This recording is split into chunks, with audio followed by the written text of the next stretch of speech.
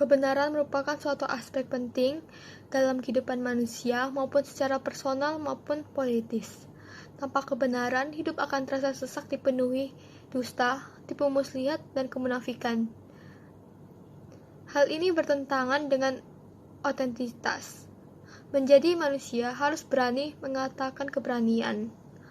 Tanpa kebenaran, hidup tidak akan mencapai level otentitas. Menurut Linz, politik adalah ranah kehidupan yang paling dipenuhi oleh sikap sinis kepada kebenaran, dan hal ini juga ditemukan di dunia akademik. Bagi penganut postmodernisme, kebenaran objektif adalah ilusi. Kata kebenaran adalah kata indah yang sebenarnya merupakan selubung bagi kekuasaan dan penindasan. Kebenaran bukan tujuan akhir, melainkan sebuah alat untuk mewujudkan kepentingan pihak tertentu, dan biasanya tidak ada kaitannya dengan kebenaran. Bagi para penganut postmodernisme radikal, kebenaran tidak hanya ilusi, tapi pencarian akan kebenaran itu sendiri adalah sia-sia. Teori kebenaran yang bersifat partikular. Bagi mereka, mendiskusikan tentang kebenaran adalah suatu hal yang sia-sia, karena kebenaran tidak memiliki nilai. Yang mereka inginkan adalah sesuatu yang berguna. Menurut Lin, banyak pemikir yang beranggapan bahwa kebenaran itu penting. Beberapa pemikir menyampuratakan kebenaran dengan kebenaran yang ada di dalam tradisi, sedangkan tidak semua orang memiliki tradisi yang sama. Menurut Lin, orang yang mendewakan kebenaran belum tentu ia menghargai kebenaran. Justru sikap tersebut adalah suatu bentuk dari sikap dogmatis. Sikap dogmatis adalah sikap di mana seseorang tidak toleran dengan pendapat orang lain. Orang yang benar-benar menghargai kebenaran, justru mereka pernah dan bisa merasa salah.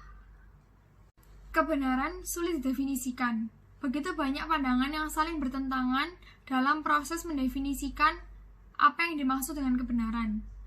Ada orang yang beranggapan bahwa kebenaran itu ditemukan. Ada orang yang beranggapan bahwa kebenaran itu diciptakan. Di sisi lain, ada juga orang yang beranggapan bahwa kebenaran diketahui oleh manusia. Ada juga yang beranggapan bahwa kebenaran merupakan sesuatu yang misterius. Kebenaran adalah sesuatu yang penting dan bernilai. Kebenaran itu totalitas, dan totalitas itu seluas alam semesta.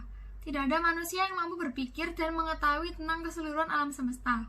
Misalnya, dulu orang beranggapan bahwa bumi itu rata. Sekarang, setelah ilmu pengetahuan berkembang, ide semacam itu terdengar agak konyol. Kita percaya itu benar, bukan berarti itu sungguh-sungguh benar. Dan sebaliknya, karena sesuatu itu sungguh-sungguh benar, tidak berarti kita mempercayainya. Misalnya, Gunung Everest. Menurut fakta, Gunung Everest adalah gunung tertinggi di dunia. Kebenaran bukanlah sesuatu yang konfliktual, bukan sesuatu yang harus diributkan. Namun, kebenaran memiliki syarat yang sulit untuk terpenuhi, yaitu harus siap mengakui kesalahan dan ketidakmampuan mereka. Ide bahwa kebenaran merupakan sesuatu yang objektif. Yang pertama adalah dengan teori korespondensi. Terjadi secara langsung, apa yang dikatakan akan sesuai dengan apa itu realitasnya. Berarti kita di sini itu membicarakan tentang apa yang dikatakan itu harus sesuai dengan realitas.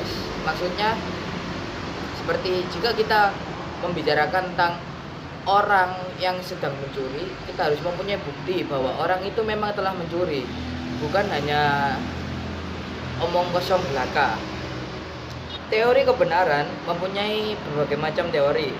Yang pertama adalah teori kebenaran konsensus, yang kedua adalah teori kebenaran koherensi, yang ketiga adalah teori kebenaran logis dan matematis, yang keempat adalah teori kebenaran sebagai kebahagiaan.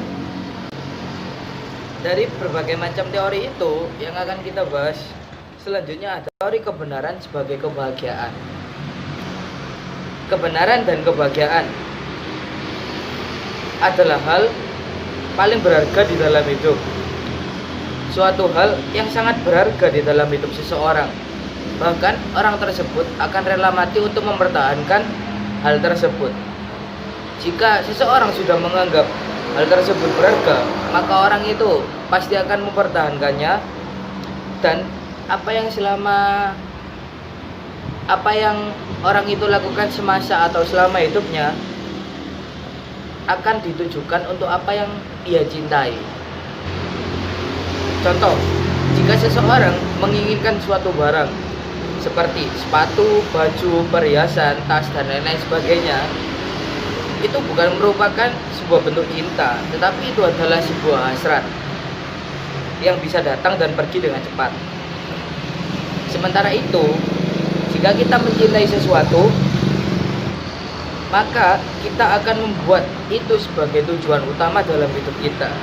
Dan semua yang akan kita lakukan, kita akan rela berkorban untuk mencapai tujuan tersebut. Apa yang kita cintai dan seberapa besar kita mencintainya, itu semua tergantung pada diri kita sendiri. Contoh, seperti kita mencintai Tuhan yang berada di dalam agama, maka semua tujuan kita tertuju hanya pada satu tujuan, hanya yaitu Tuhan. Memiliki satu tujuan dan satu komitmen dalam menjalani hidup, maka semua itu akan mencakup keseluruhan dari apa yang akan kita jalani di hidup ini. Tujuan hidup itu sendiri harus dilandasi oleh kebenaran. Jika kita sendiri tidak melakukan itu, maka bisa dikatakan bahwa kita hanya melakukan omong kosong semata. Kita selama hidup akan melakukan kebohongan tahap demi tahap jika kita tidak melakukan itu dengan kebenaran atau apa adanya atau apa yang terjadi. Pengetahuan tentang diri sendiri sangat menentukan jalan hidup yang akan kita jalani. Contoh, kita tidak mengetahui jika kita memiliki kekurangan, seperti tidak bisa menangkap suatu pelajaran yang berhubungan dengan matematis atau hitung-hitungan, atau yang melibatkan dengan hafalan yang sangat banyak, maka kita akan malas untuk mempelajarinya. Jika itu adalah suatu pelajaran yang kita benci atau kita takuti, bahkan malas untuk mempelajarinya, maka dengan itu janganlah mengambil sesuatu yang berhubungan dengan pelajaran itu. Di sini saya mengatakan bahwa kita harus bisa mempermudah hidup. Jangan membuat hidup itu suatu kebohongan yang dimana seperti orang sekarang itu hanya melihat nilai seseorang itu dari nilai akhir, bukan dari mana prosesnya, bukan dari mana orang itu bertahap. Semua orang hanya melihat hasil akhir dari orang tersebut. Seharusnya kita sebagai manusia itu melihat proses yang agar tahu kebenaran apa yang terjadi di orang tersebut. Jika kita melakukan sesuatu dengan kebencian, maka itu akan membuat diri kita sendiri dan membuat apa yang kita lakukan itu tidak sesuai dengan apa yang diharapkan, atau hasilnya tidak sesuai ekspektasi. Kebahagiaan merupakan suatu konsep elusif di mana semakin kita berusaha untuk mewujudkannya, kebahagiaan itu akan semakin lari dari kita. Dan kebahagiaan itu bukanlah suatu sensasi kesenangan sesaat. Kebahagiaan itu melibatkan seluruh hidup manusia. Dan menurut Aristoteles, kebahagiaan ini terkait dengan keutamaan hidup, yang mana keutamaan itu sendiri adalah sesuatu yang bisa dianggap sebagai suatu tindakan yang bermoral baik, seperti jujur, tanggung jawab, dan lain-lain. Nah, Aristoteles ini juga percaya akan kesatuan dari keutamaan-keutamaan ini. Dan sekarang ini banyak orang berpikir bahwa tujuan hidup itu hanya untuk mewujudkan keinginan-keinginan yang ada. Tetapi jika kita tidak bisa memenuhi keinginan tersebut, maka itu akan membuat hidup kita semakin menderita. Jadi, menurut Lynch, hidup kita itu perlu tantangan, di mana tantangan dan cita-cita ini bisa menjadi makna bagi hidup, dan meskipun tidak semua cita-cita itu nantinya bakal menjadi kenyataan. Akan tetapi, jika kita bisa mewujudkannya, itu menjadi sebuah makna bagi hidup kita. Hasrat dan keinginan kita semata itu bukanlah tujuan hidup, melainkan ada beberapa keinginan yang lebih tinggi nilainya daripada keinginan yang lain. Jadi orang itu yang dapat mewujudkan keinginan yang lebih tinggi tersebut merupakan orang yang memiliki hidup dengan makna dan hidupnya sangat baik. Ada beberapa pendapat mengenai cara hidup yang terbaik, contohnya seperti hidup religius dan hidup yang berkesenian. Namun menurut Liz, hidup orang zaman sekarang itu terlalu rumit sehingga sulit hanya untuk memberikan satu tips praktis untuk membuat orang itu bahagia. Tidak ada satu cara pun yang cukup universal untuk membuat orang itu bahagia. Kebahagiaan itu merupakan sesuatu yang mengalir, sehingga teorinya harus mencakup konsep yang cair dan fleksibel. Konsep cair menurut Liz adalah konsep yang dapat diperkaya dan diperluas dengan cara-cara yang baru sesuai dengan situasi yang ada. Ada beragam pemahaman kebahagiaan di dunia ini, karena setiap orang tentunya memiliki pemahaman tentang kebahagiaannya masing-masing. Keberagaman inilah yang membuat hidup seseorang itu menjadi lebih bermakna. Banyak orang tuh menyadari pada akhirnya bahwa kebahagiaan itu memiliki batas minimalnya. Namun perlu disadari juga bahwa ada banyak cara lain untuk membuat orang itu bahagia. Kebenaran merupakan salah satu cara kita untuk menjalani hidup yang otentik. Tidak ada hidup otentik yang tanpa kebenaran. Kebenaran itu dapat kita temukan dengan cara kita melakukan refleksi kepada diri kita sendiri. Menurut Liz, tidak ada orang yang benar-benar bahagia atau benar-benar menderita di dunia ini. Yang ada orang yang merasakan kurang lebih hidupnya itu bahagia atau kurang lebih tidak bahagia. Ketika kita memberikan ukuran tentang apa yang kita perlukan untuk menjadi otentik dan bahagia, kita melakukannya dari sudut pandang pengamat. Kita melakukannya dari sudut pandang pengamat ini belum tentu sifatnya benar-benar netral, karena kita melakukannya dengan ukuran yang kita miliki sendiri, yaitu tolak ukur yang kita gunakan secara pribadi dalam hidup kita secara pribadi. Orang harus siap untuk menerima fakta bahwa tolak ukurnya yang dia gunakan pada hidupnya itu kadang melakukan kesalahan atau tidak benar. Jadi menurut penulis buku ini, kebahagiaan suatu manusia itu dapat diukur dari kesehatan fisik dan mental, ketulusan, serta kejujuran.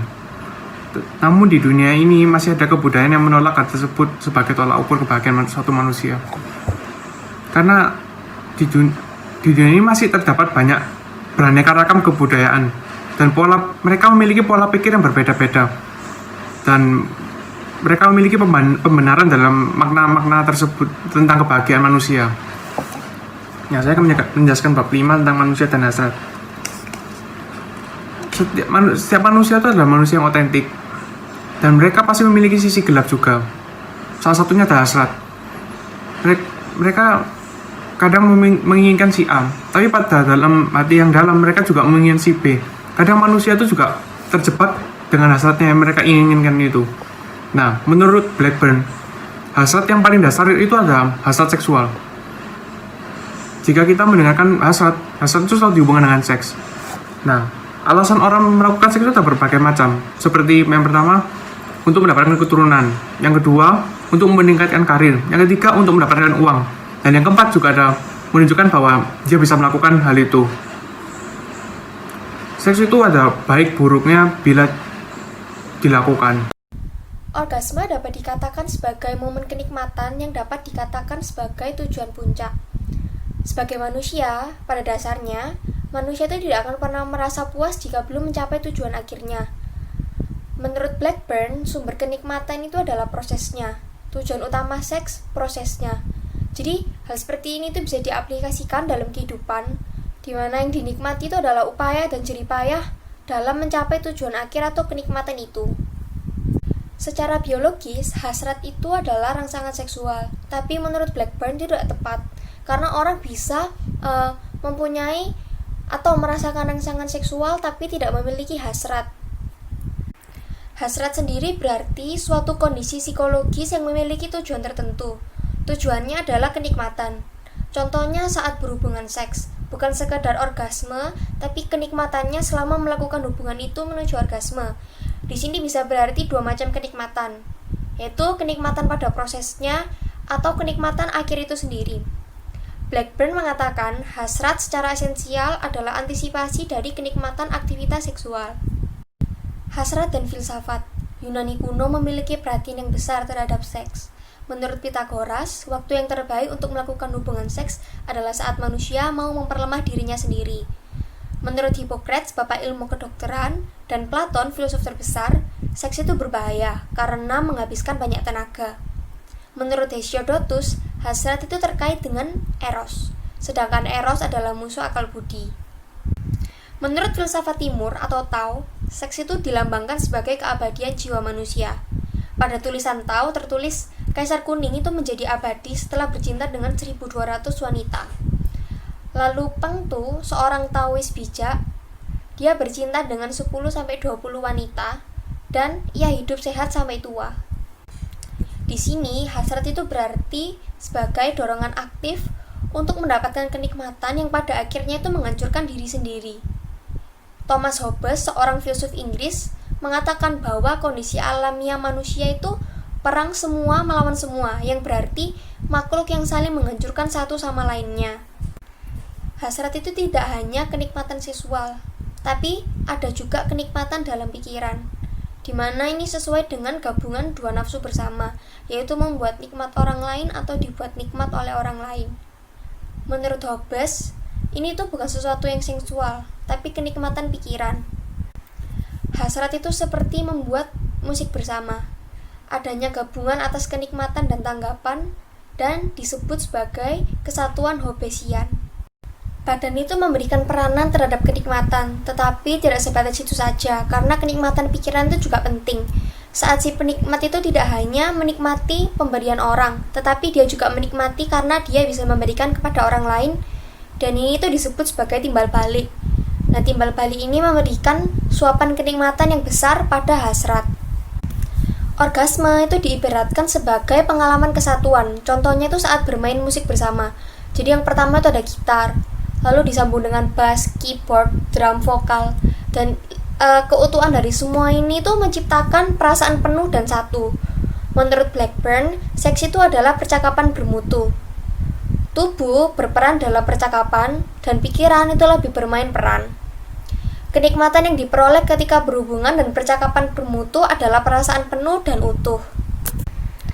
Nah, perasaan penuh dan utuh ini hanya bisa diperoleh dari pemenuhan hasrat yang bersifat timbal balik tadi. Kesatuan yang bersifat timbal balik ini itu tidak bisa dipelajari secara teknis. Buku-buku yang ada itu justru menghilangkan rasa mistik yang membuat kesatuan itu terjadi. Penjelasan yang ada itu justru membuat roh kesatuan yang membuat tindakan terasa nikmat itu menghilang. Nah, penelitian ilmiah bidang seksologi yang dilakukan oleh Kinsey mengatakan bahwa sebenarnya itu bukanlah gerakan, tetapi pikiran di balik gerakan itulah yang penting bagi pemuasan hasrat. Kehidupan manusia tidak seideal itu.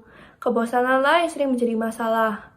Kecenderungan individualistik dapat menghancurkan momen kesatuan yang muncul dari kebersamaan di dalam tindakan dan pikiran yang dapat menciptakan perasaan nikmat.